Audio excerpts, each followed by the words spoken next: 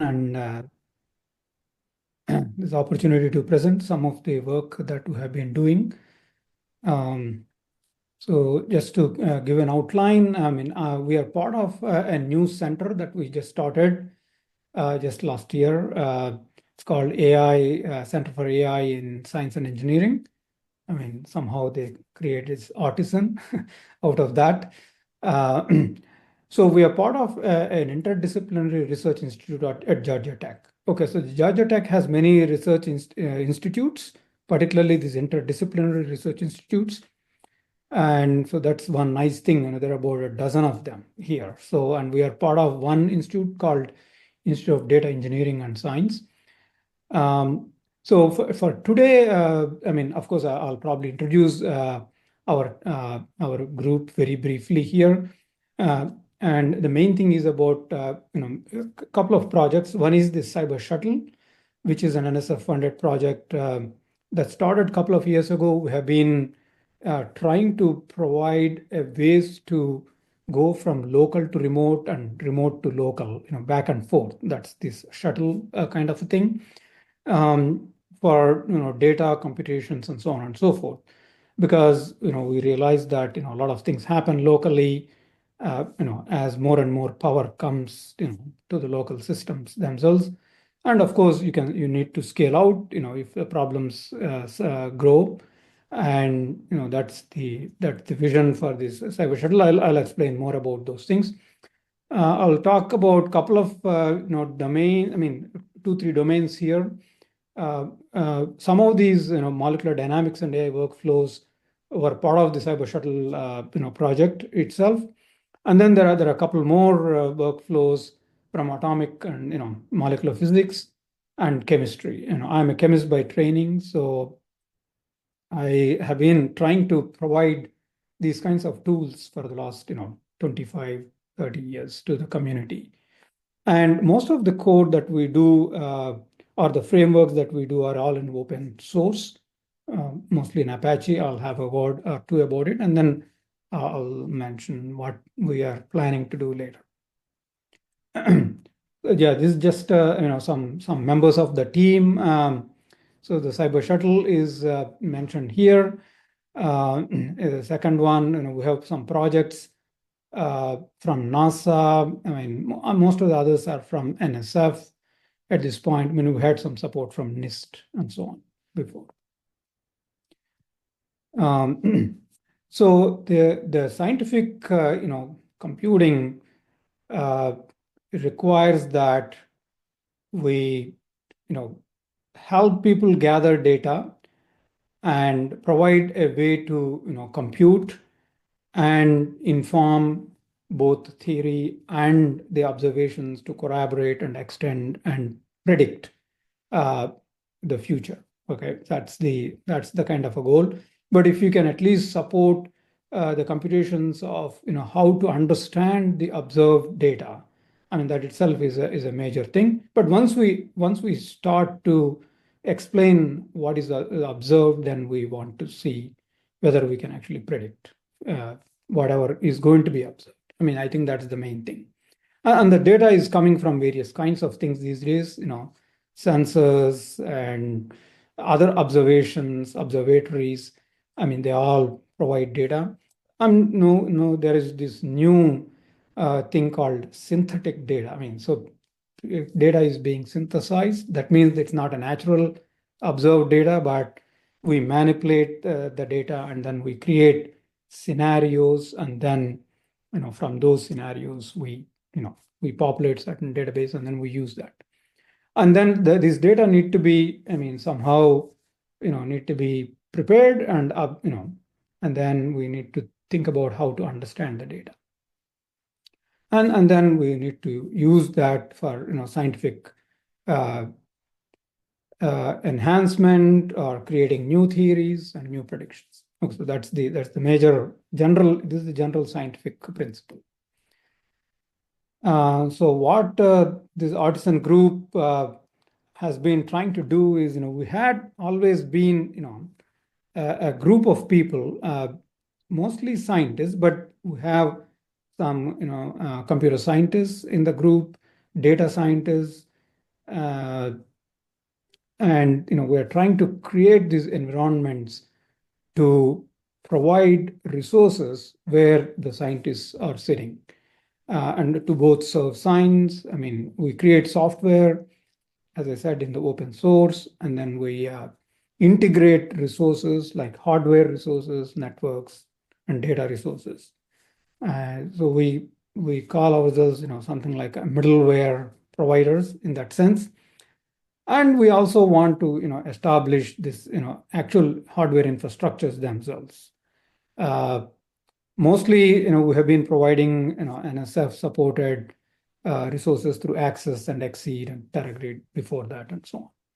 So we want to bring all these things together, and potentially some people, because sometimes, these things require a set of expertise, consultations, and so on and so forth, to understand the requirements from the scientists and to develop appropriate infrastructures. Okay, so coming back to this, the actual operation of these sciences, the simulations particularly. So the simulations require some input data that could be external, databases, or some instructions, some parameters, and so on and so forth. And then uh, we need to pre-process some of this data to be ready for the simulation, and we have to run the simulation, and then we do analysis. So that's the standard scientific workflow. So these workflows now, some of these stages will happen locally on your laptop. Uh, I mean, sometimes the data is available on the laptop, and then it is massaged.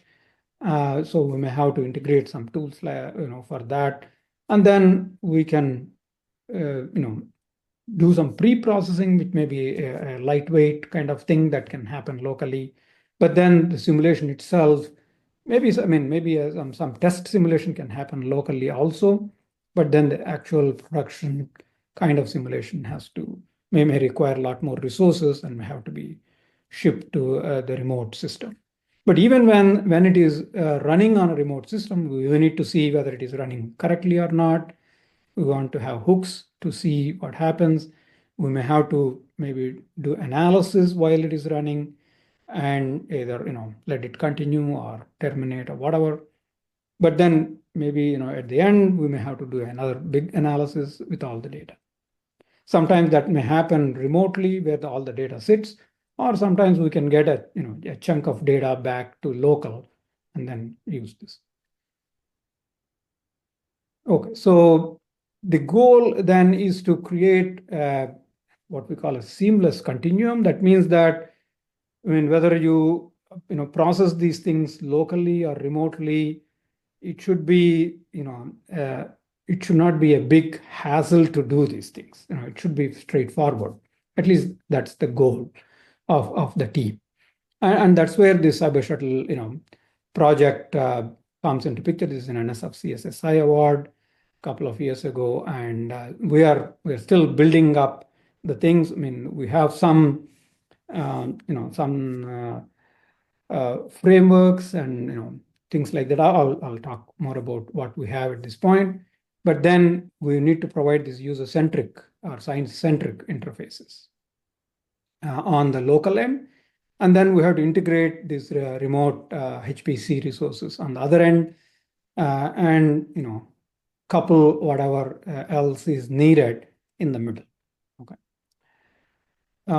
Again, so this is, I mean, I think I mentioned this already. So we need to, let people do whatever they can do locally and then scale out onto remote resources as the size, the data sizes and computation sizes increases. Okay. So this then, so these scientific computations or things like that are not a single instance, but could be a combination of things, a combination of tasks. Sometimes these tasks depend on previous tasks. There could be a DAG-like situation that need to be supported, but with interactivity, like a scientist in the middle that can go and manipulate things as needed. But of course, there are there are various security and other aspects, like authentication that we need to manage. So we need to enable dynamic, modification of the tasks as needed. Of course, the resource need to be integrated, both the data, compute, and so on and so forth. And then, we need to provide a way for analysis, either locally or remotely. But also, we want to, at the end, create this recipe that can be shared and reproduced. Okay, so that's also one of the goals. When we say reproduce, it is not mere reproduction. You can inherit an experiment, but then you may want to change some parameters, try new settings, and then rerun essentially the same workflow, but with different data or different parameters and so on. So that way you can learn the process, and also you can apply to new settings, new scenarios. So this is a molecular dynamics kind of a workflow. I have been doing molecular dynamics for a long time, but also we now collaborate with groups in University of Illinois, Ahmad Taj Khurshid group. Previously, it was Klaus Schulten who headed that group, and as an extension, the other groups in molecular dynamics, like Auburn University, and so on and so forth. And of course, there are some folks at Georgia Tech as well, J.C. Gumbart, who actually came from Klaus Schulten's group. So they all need these kinds of workflows where they start with some structure, like protein structure. Either it could come from a PDB database, or we can create a protein structure through AlphaFold. These days, it can provide a pretty good starting point for these structures. And then, we have to massage the structure in preparation for the simulation. The right, set of proteins or protein combinations need to be chosen. Sometimes you may have to extend certain things in the structure, like, maybe end groups. And then you have to create an environment for this protein, like a solvation environment. That is what is naturally there in the cell where the proteins actually work. And after you prepare the simulation, you have to make sure that it is reasonable. Just get some energies, make sure that there are no unusual interactions, and then you can create the inputs for the simulation. And then this process goes on with actual simulation. Sometimes the simulation could be multiple runs, because people want to simulate a long time scale of these dynamics, and then in an allowable, whatever continuous time that is provided by a scheduler, it may not finish. Then you may have to continue until you reach your whatever statistically significant time frame, and then you have to analyze the trajectories in the dynamics. So those are the kinds of things that we need to support through these infrastructures. So all these things have been done before. It's not like people haven't done this, but it's not easy to move from local to remote that cleanly. So that is what we are trying to provide here. So we have played with many kinds of tools here. I may show some of these. There are we created an Electron.js based tool for molecular dynamics. There are other interfaces where these tools, local and remote, are integrated. And most of these big runs, particularly these NAMD runs, use national resources. They run like nanoseconds, maybe tens or hundreds of nanoseconds, maybe close to a microsecond. And then, they have to manage these runs, monitor the runs, download data, and interact with those runs as needed. And of course, so NAMD group also provides this visual molecular dynamics, a particular tool that can help visualize the trajectories. And so VMD is used for many uh, dynamic trajectory visualizations. Of course, particularly NAMD because it comes from the same group.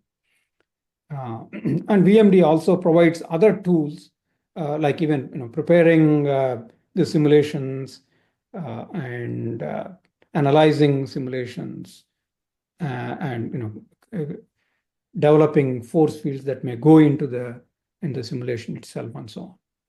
So the other thing that we were looking at are these Jupyter notebooks, where people can quickly author an analysis function or author a pre-processing and so on and so forth dynamically. And so these notebook-based ways to interact with this flow becomes quite natural. But then supporting notebooks both locally and remotely is kind of a challenge in these cases. So here I'm showing one of these NAMD user interfaces in what is called a science gateway. So just to introduce what a science gateway is, it's essentially an infrastructure where you can do most of what I have been describing in sort of preparing inputs, configuring jobs, submitting them, monitoring them, and downloading results and so on and so forth. And so these gateways integrate the user interactable interfaces for applications and also integrate resources where the actual simulation would be executed. And so that's kind of essentially is kind of shown here where, we have application configuration. There are some options here to provide some kind of a file-based inputs, some parameters to suggest whether it should run on a CPU or a GPU. And if you want to run replications of these things, that means that multiple molecular dynamics runs are simultaneously running, and then you choose some resources. Okay. Okay, so these resources, is just an example here. A resource has an allocation. It says currently default. It could be something else. I'll show some other allocations in another instance. And then there is a computational resource called expanse. And, we have some kind of a time and number of nodes and cores and so on and so forth. So these are all job specific information that one needs to supply for the simulation to run on these compute resource. And then once you submit these runs, then you can list them, and monitor them through various kinds of again gateway functionalities. So this happens to be from one of these Java, the Electron JS type of clients called Cybershuttle local agent. So once you can list these, you can look at the status. So if let's say some thing is completed, you can launch a visual molecular dynamics to process the data kind of remotely, or you can launch a Jupyter notebook and interact with the data. So here is a kind of an experiment summary for one of those experiments, how it looks like in this gateway. You can say that it is something like a metadata of the job submission. So there are these inputs that are needed for this. And then, so this is, I think, was done in a workshop. So there are some references and so on and so forth. There's an experiment ID. At the gateway, there is a creation time, the user, and then this application is kind of an encoded for a deployed scientific application on a particular resource. And then there's some job specific things that we have seen here, and some experimental inputs, some optional inputs, and some other parameters. And some warnings that, if you choose a GPU resource, then, it says you need to make sure that you actually allocate a GPU in the process. So once you run this, so this one is actually launching a visual molecular dynamics, and then this analysis happens. But this is supported through VNC kind of a model. Similarly, we have a GROMACS notebook, which is another molecular dynamics application. But here I'm showing a different interface, which is a Jupyter notebook-like interface. So there is some kind of a software development kit called Airavata Python, and it's a specific instantiation for notebooks. So that means that you can inherit certain kinds of properties. So in this notebook, we have some methods like Airavata experiment that we import. And this Airavata experiment is something like what I have shown in the previous slides. So that requires all these inputs and other things. But see, these inputs and all can be supplied in one shot, en masse from a directory. That's how people are used to. Either in the previous slide, I said specific inputs with specific upload functions, one at a time. But that may not be very efficient.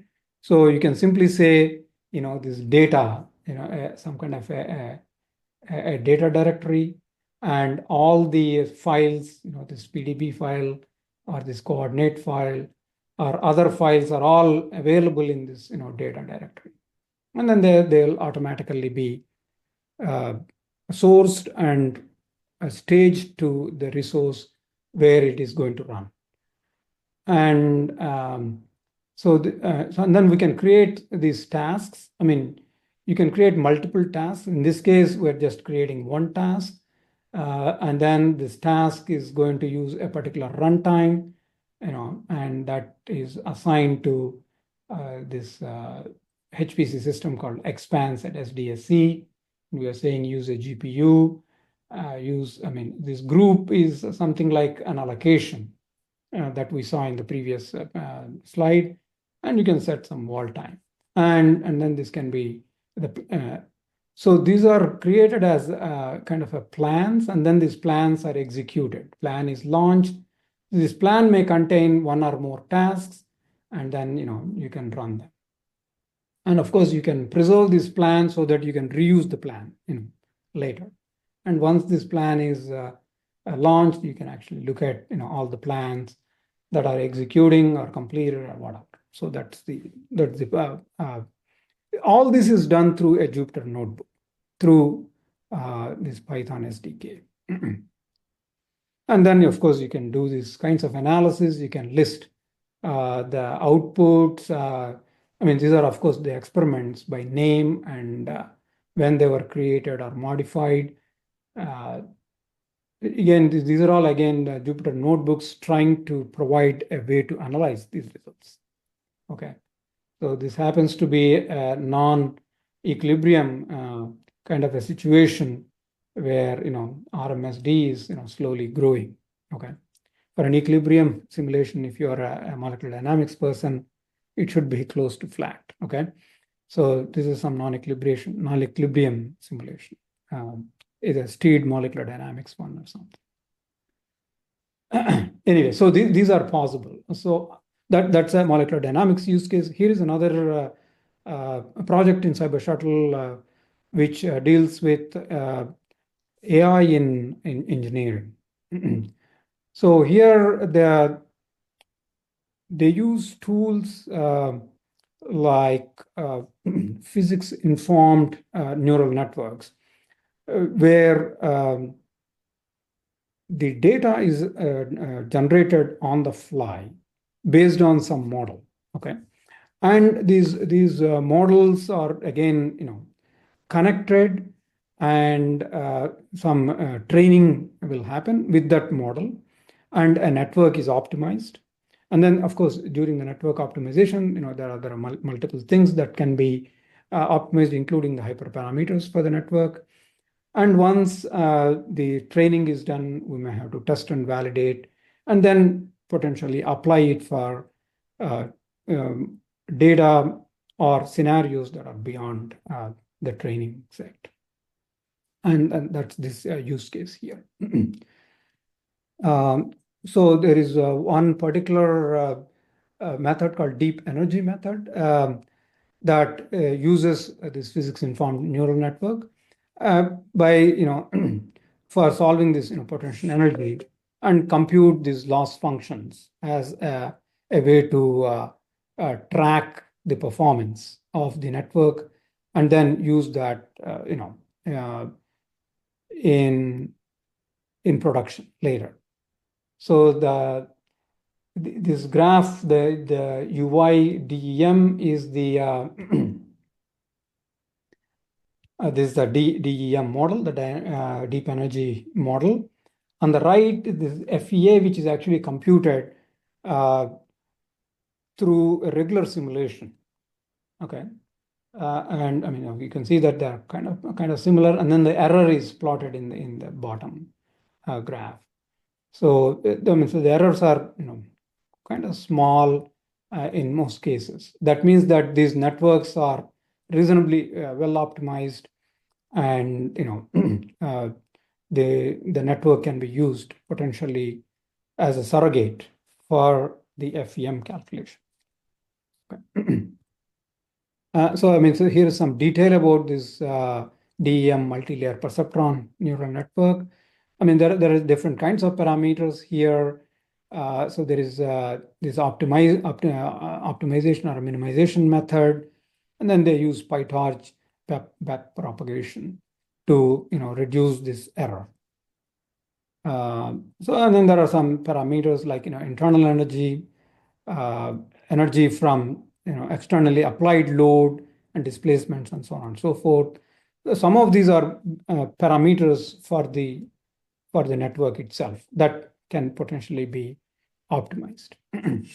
So here is again a kind of a view of an interface where you can set and manipulate these parameters.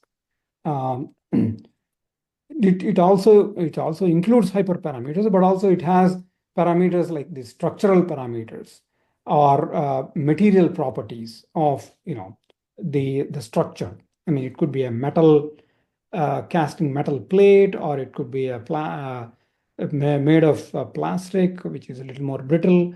So there are different kinds of properties are there, and then there are different kinds of boundary conditions that you can apply. The load and other conditions. And then you can set up all these hyperparameters for the network itself, in terms of the number of layers, and number of neurons, the learning rate, the drop rates, and then various other specific parameters for this MLP, right? And these activation functions and the number of iterations, and then these things need to again be sent to a remote resource. Again, we are using expanse in this example with some GPUs. It is using some shared GPU partition on expanse. So once this runs, you get an optimized set of parameters, and then you can see the loss as in a table or as a graph, as depicted, and you can monitor the loss, by the number of iterations or number of epochs, the training happens. And so this is again done through a Jupyter notebook, and we are able to enable these things running remotely, and then analyzing them locally. Okay, so I mentioned gateways. So there are a couple of gateways here that have been running for some time. So one is this, cgrid.org. This has been running on different uh, periods with different names. And originally it was called GridCam for until about 2015, and then we changed the name to be more generic to reflect the kinds of things that we are trying to do into science and engineering applications. Great. So on the right, we have this AMOS gateway, the Atomic, Molecular, and Optical Sciences, which is mainly targeting simulations of uh, radiation, effects of radiation on matter, either atoms or molecules and things like that. So there are, chemistry. I mean, the C grid has been mainly chemistry. As I said, it was grid chem before. And these are used by communities. Of course, GridChem has been there for a longer time. So I'm just showing some kind of a statistics for an year. We ran about 23,000 experiments through the gateway last year. You can see there are some failures. There are some, a lot of them completed. There are some canceled. There are some running and so on. And people use this productively and publish their papers or finish their thesis work and so on and so forth. And I mean, so most of these are from the XD mod service at Access. In the last year, we provided about 5.5 million CPU hours through this gateway. That means that these can be, very effectively used as, community supporting tools. And on the right bottom, I show some applications, the AMOS applications, atomic physics applications here. And the question mark here means that if somebody is interested in either adding their own application to this pool or asking for a new application that is not available, they can request those applications, and then it will be available to the community. So some examples here, some other kinds of interfaces that I picked a couple of them here. One is the time-independent recursive indexing code that is part of this AMOS gateway. And this interface is a way to, again, provide input for this application. I mean, so you see that, on the left, we have something like a table. And then there are these tabs and so on and so forth. On the right, there are these file-based view, right? So this view is traditionally, what atomic physicists are used to before, where it is text. I mean, so this comes from a tutorial, so there's a lot more annotation in this file, but in many cases, most of this annotation is left off, and it will be a cryptic, thing with just some keyword and a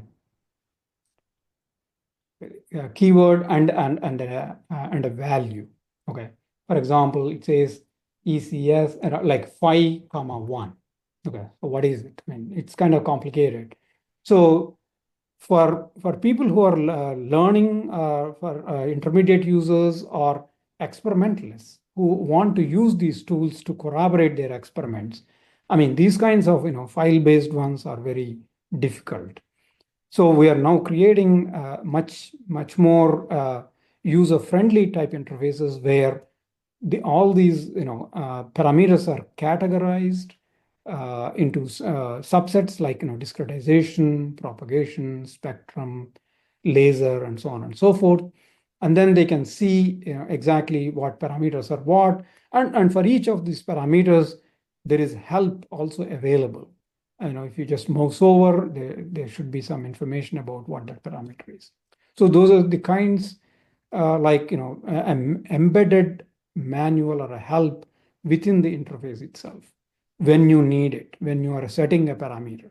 Okay, so that's the kind of an interface was developed So that is what this table view is showing. I mean, of course, the same thing will be translated ultimately into a file by this infrastructure, and then it will be sent back to the application on a remote resource. Again, that's what is meant, it's in the left bottom of this. Here is another interface where we are trying to help a workflow that consists of multiple tasks. So this is another B-spline or matrix code in this AMOS gateway. So there are in this workflow, there are different kinds of stages. There's a bound stage, there's an STGF stage, and there's a scattering stage. And that's what these arrows pointing to. So for each of these, you can set uncommon or parameters, and then you can launch this workflow, and it'll run through. In this case, using a different allocation, like Botshot, who's a PI from Drake University, and setting some job parameters. And so there are multiple resources that this application may be available. So if you have some information on these things, which we can provide, which is not actually shown here. I mean, let us say Expanse is down or something. Then we can move it to Stampede 3, for example. Then we can launch those jobs like that as multiple resources become available. Sometimes you may want to set up these multiple tasks and create a plan through a Jupyter notebook and launch them on multiple resources as well. And once this runs, you can look at this output. So the status here says complete in both. There are two statuses in our gateways. One is a gateways level status, and one is a job level status at the resource end. And you can select multiple runs, and then you can plot them. So this this suggests that you can run multiple runs, and then you can collate, you can organize those runs, and then you can analyze the runs in one place. Okay, so again, coming back to these Jupyter notebooks, which are becoming more and more powerful. I think most of this you have seen already, but just to reiterate, so we use what are called some Jupyter Magic decorators. Decorators for authentication. For example, you have to authenticate to be able to access a resource, and then you can define a runtime, and this runtime happens to be an anvil based runtime. And then you can switch runtimes between local and remote and so on and so forth. You can stop a runtime, you can switch a runtime which is already there. This is just an explanation of what that is. And then you can move data back and forth. That's what is indicated in these Jupyter notebooks. So next we will switch to some kind of a data infrastructures. I mean, I have about 10-15 minutes left. Just quickly go through what. So most of the talk has been on computational infrastructure. In the next few minutes, I'll show one of the projects where a data infrastructure was needed. As we have seen in the beginning, everything starts with the data and observations, either experimentally in the lab or naturally in the wild through sensors and whatever. And then you need to somehow bring the data together, and you need to enable discovering or subsetting the data, massaging the data into formats that can be used for the down in the pipeline, either for training and validation or testing, or simulation and analysis. Okay, and that's what these, and then the data interfaces need to be again user friendly and so on. So this is motivated by one of these projects, which is a DMREF grant from NSF. So this project is a chemistry project where a particular chemical in solution is bright, fluorescent material, but then when we move it into a solid state, it loses all its fluorescence. And so but then, there are a lot of solid state applications for these materials. So somehow we need to sustain that, bright fluorescence in solid state. The question is, how do you do that? Okay. So one of the ways to do that is to kind of mimic the solution. And one way to mimic the solution is to use this, a macro cycle, this molecule in the left bottom, uh, and to make some kind of a spacing between two different dye molecules. Why is that needed? I mean, you see, if this is not there, dye molecules combine together and form the solid, and when they are tightly, coupled in the solid state, sometimes they have these other dissipative mechanisms, and then they lose this bright fluorescence, and that's what we want to prevent. Okay, but that requires understanding how this complex system of a dye and a macrocycle combine together. What are the rules of combination? When would the bright fluorescence may occur? When it may not?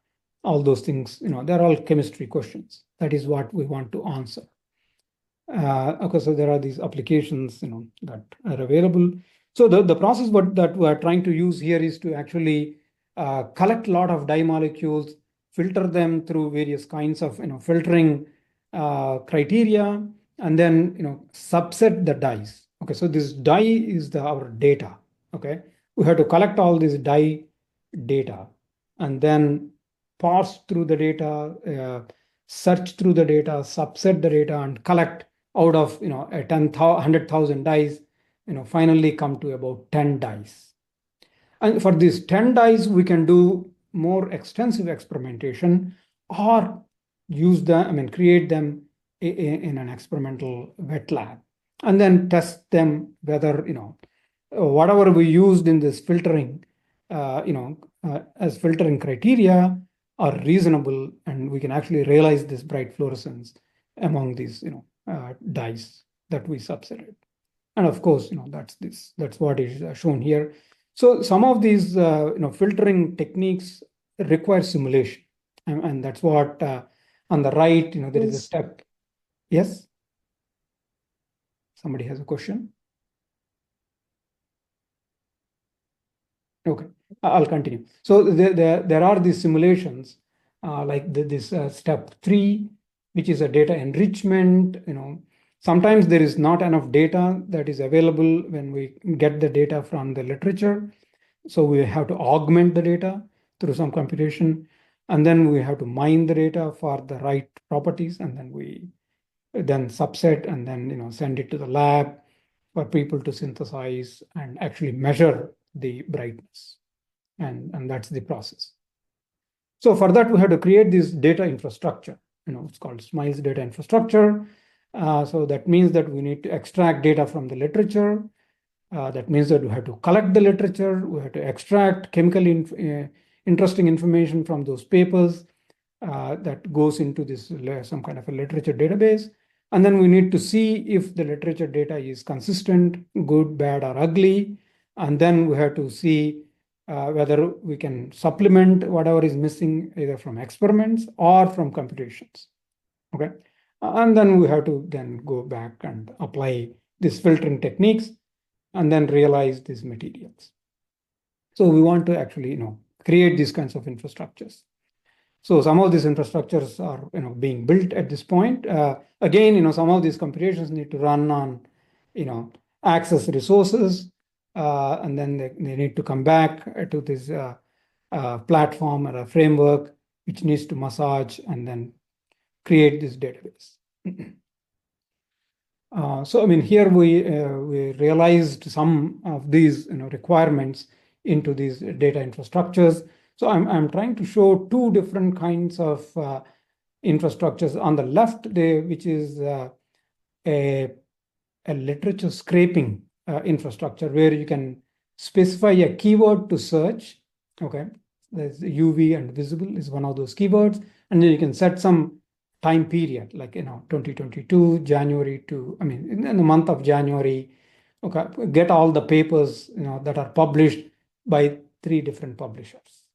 Okay, and then we get these publishers. There's a big list of things, and then we extract the data through a data extractor, and that dumps a JSON document that contains the chemically relevant information in these publications, okay, journal articles. And then once we know what is there, and if certain data is missing, let us say some redox property is missing, okay, then we use this computational workflow, which is shown on the right. And there are some, again, these job slum specific parameters, like number of processors to run, memory, and so on and so forth. But then the rest is a computation specific information, like what method to use to compute the properties, what kind of a solvent that it needs to be in, and then the solvation model. If it is a redox or a property, we need to give a reference electrode. I mean, it's an electrochemistry kind of information, and then it runs through, and so once this workflow runs, it dumps a lot of these output files on the right, which is different kinds of information.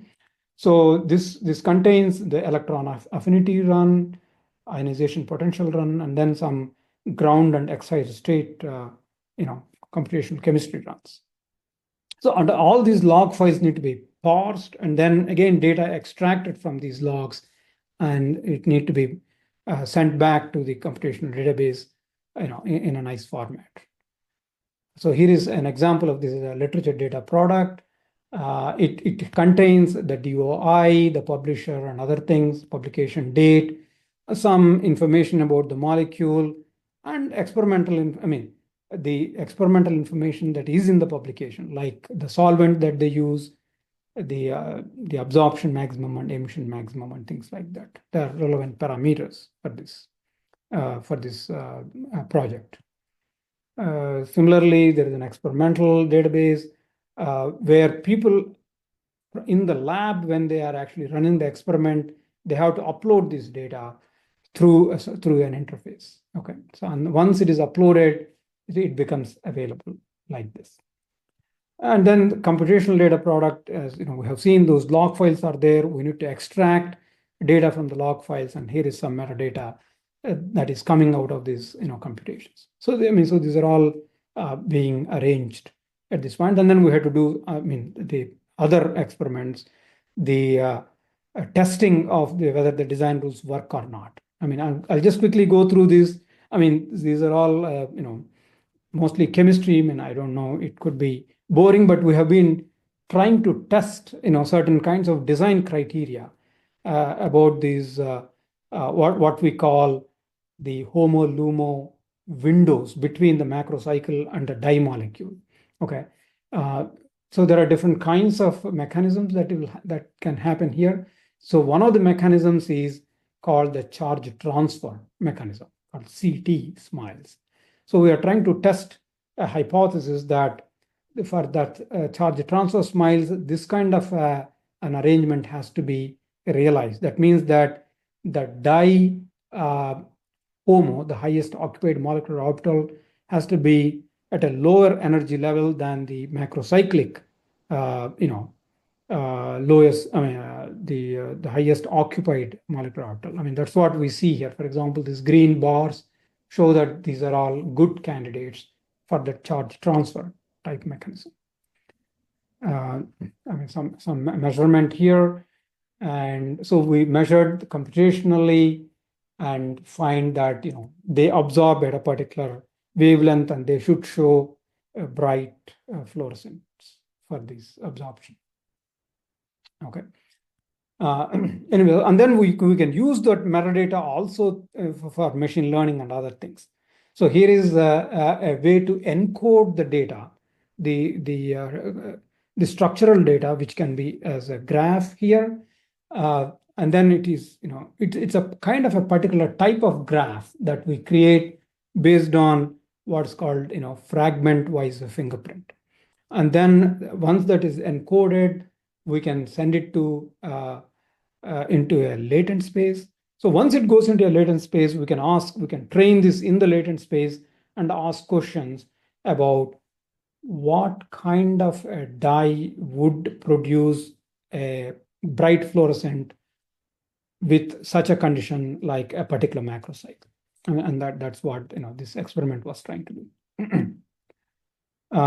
Yeah, so this is just a description of the network. Is a graph, convolutional neural network, GNN, and it goes through this process. There are different kinds of features that are encoded, and ultimately, you get the uh, molecular fingerprint out of this. And then once these things are known, I mean, this is part of the training and validation set. I mean, you can see that we have a pretty nice R value based on this graph convolutional neural network.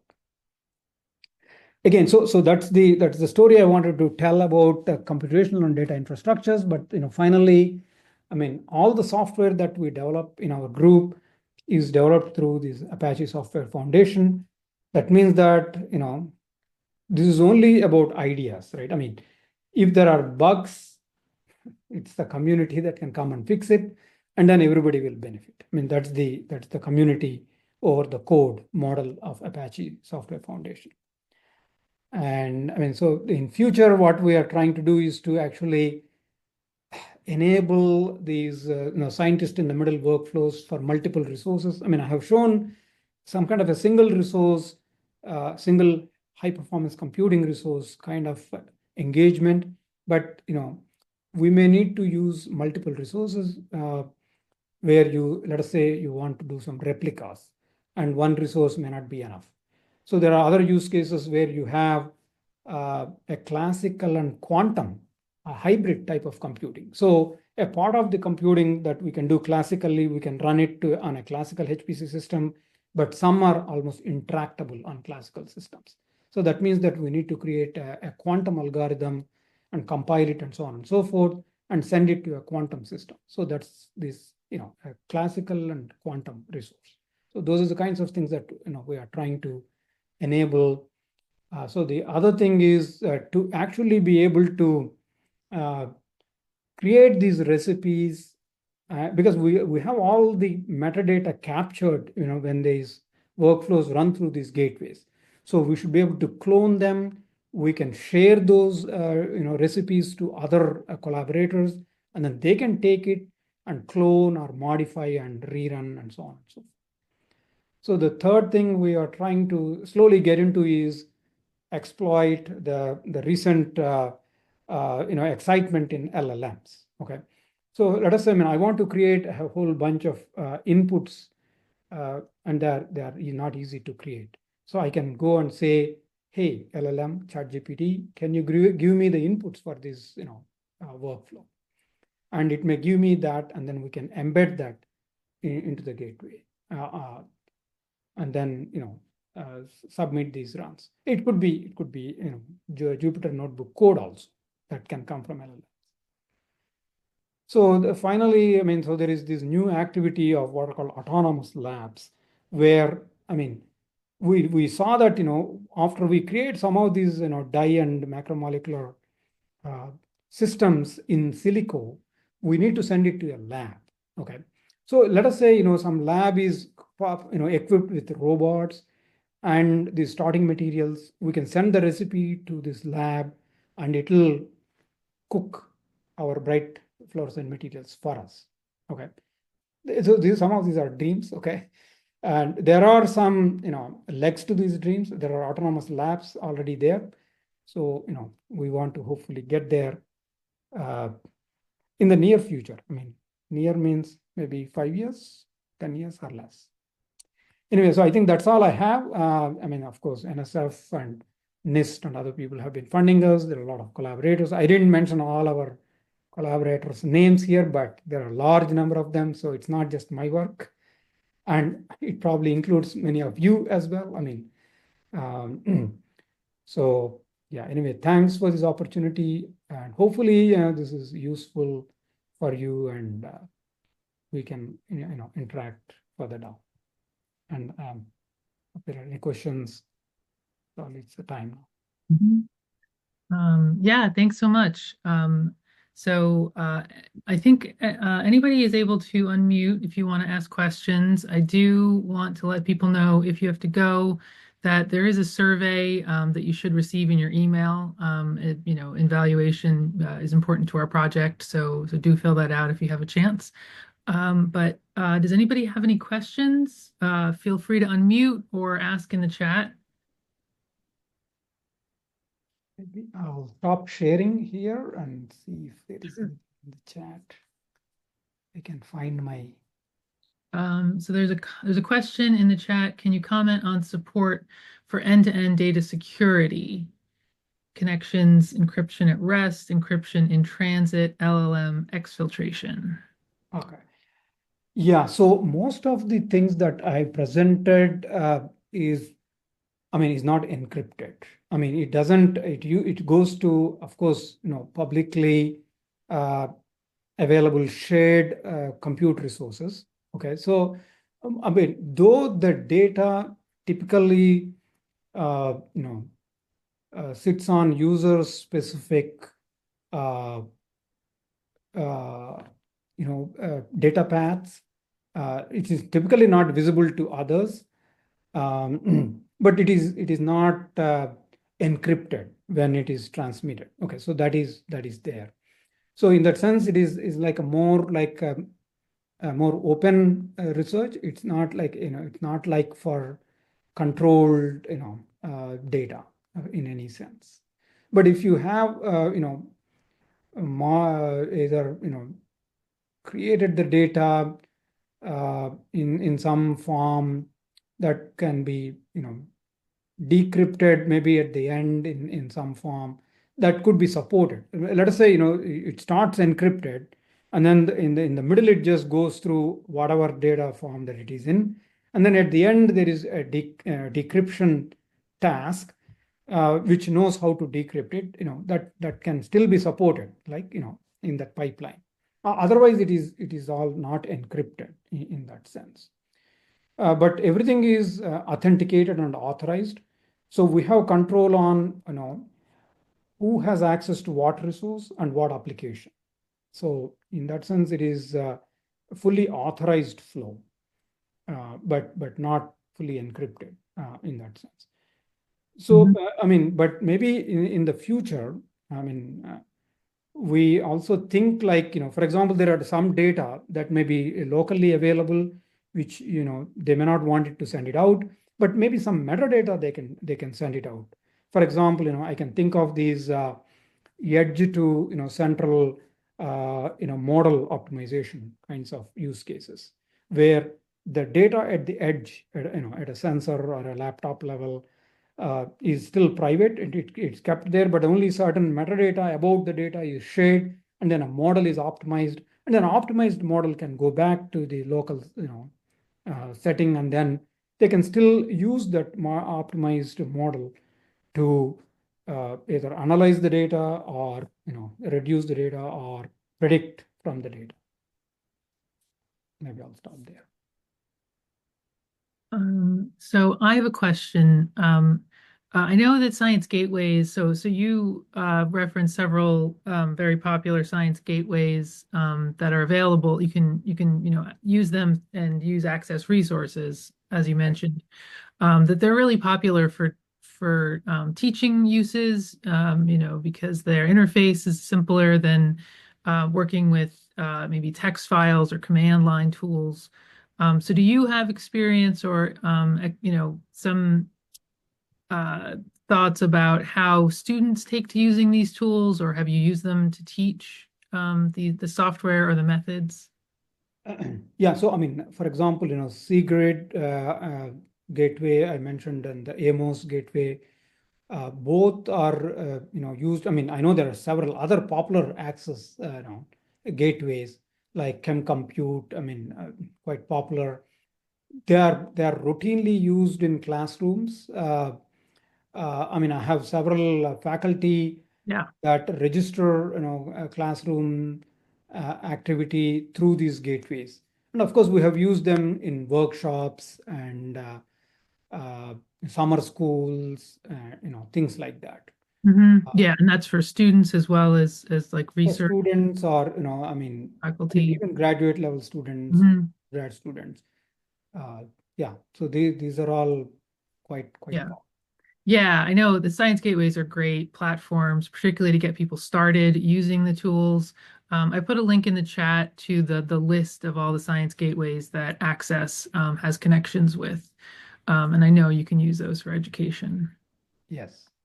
And yeah, education is well supported by Access with, I mean, now Access getting resources on Access is very easy and Hmm. nice these days.